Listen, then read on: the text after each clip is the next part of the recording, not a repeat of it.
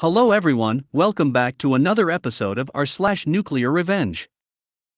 In today's episode, favorite teacher gets wrongfully fired, so I get 3/4 of the staff arrested. Tailgating and flashing your lights on a farm road?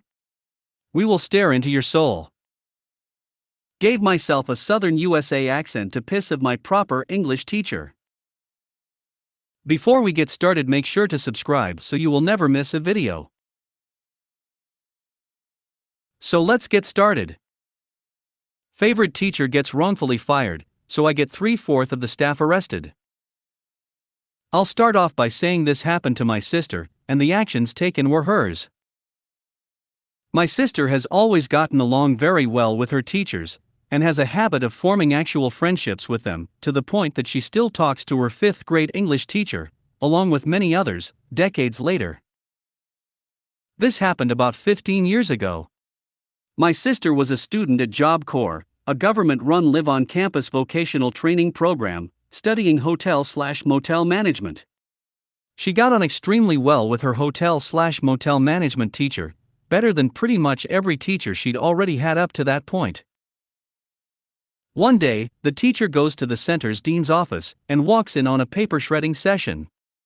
It turned out that there was some pretty major embezzling happening at the center, as in more than 60% of the funds for the center were being stolen. The teacher was appalled, and despite some rather lucrative offers made, refused to join in on these acts. Less than a week later, the teacher was fired for trumped-up reasons. This was especially bad given the teacher was only 2 years away from retiring, and being fired lost their retirement package. Needless to say, my sister was pissed. Knowing how things typically work, and that almost any report she tried to make would just be swept under the rug, if it was taken seriously at all, she came up with a plan. And took things nuclear. Over the next month or two, my sister managed to gather some basic evidence of the embezzling, nothing concrete, but enough to warrant considerable investigation by the authorities. She took the little evidence she was able to gather, along with the story of what happened to her teacher, and sent the info in an email to the Job Corps regional director. Now, like I said, she knew that her email would likely be ignored, or the event swept under the rug, so she got smart.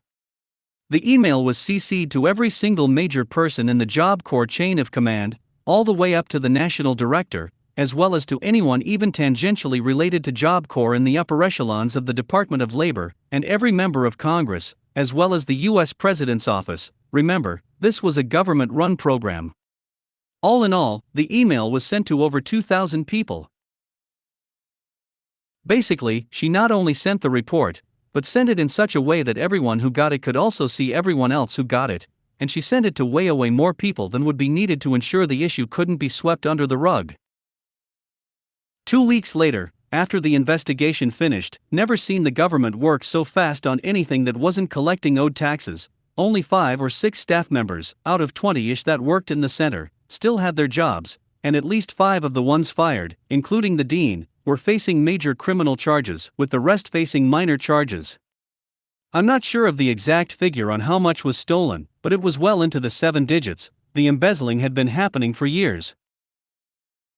The teacher got a very nice severance package post-investigation, IIRC, it was 3 years of pay, her full retirement package, and signing an NDA, though she didn't get her job back, and my sister was given her completion certificate. Despite not having finished the requirements of the course, they wanted her gone, but couldn't kick her out.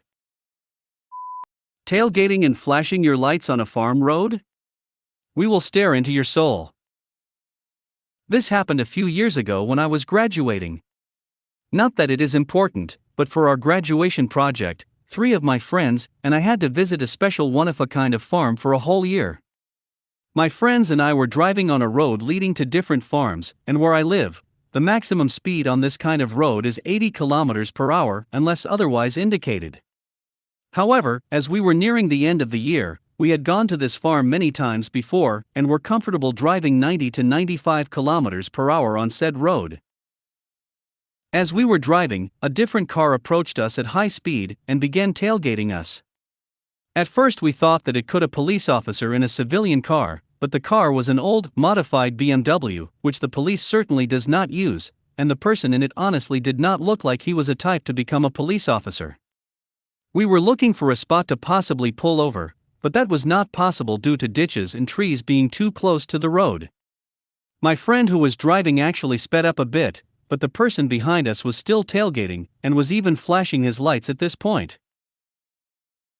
Suddenly, I had the idea of my friend and we were sitting on the back seat, turning around and staring into that man's eyes.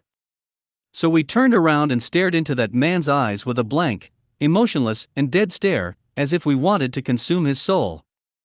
We could see him get physically awkward, and he tried not to look at us. However, as he was right up our rear, that proved to be really difficult for him. He eventually slowed down and stayed a good 15 meters behind us, and flaying his lights no more. We still continued to stare at him though. Just to be sure he kept his distance. Gave myself a southern USA accent to piss of my proper English teacher. To start, I should clarify that English is not my first language. It is a big subject taught in high school. My last 2 years of high school I had this real nag of a teacher. She was a good English teacher, but a terrible human teacher. She would insist on having the windows open in winter, because fresh air is good for the brain. I wasn't allowed to listen to music during work time, despite me explaining to her multiple times complete silence is more distracting for my ADHD brain than having some music on. She was also big on us speaking proper Queen's British. And I usually got comments on having an American L. I've always had this thing, where I mimic English accents. I don't do it purposely, it's completely unconscious. Which is why my English sounds mostly American, as I like watching American TV shows. Knowing all that, and being sick and tired of this teacher, I came up with a plan. I downloaded True Blood and binge-watched the hell out of it. And lo and behold, I got myself a southern accent. The look on that woman's face, as she realized it, was magnificent. I still cherish that memory dearly. If you made it to the end of the video, thanks for watching. Don't forget to like, subscribe and share, and we will see you in the next video.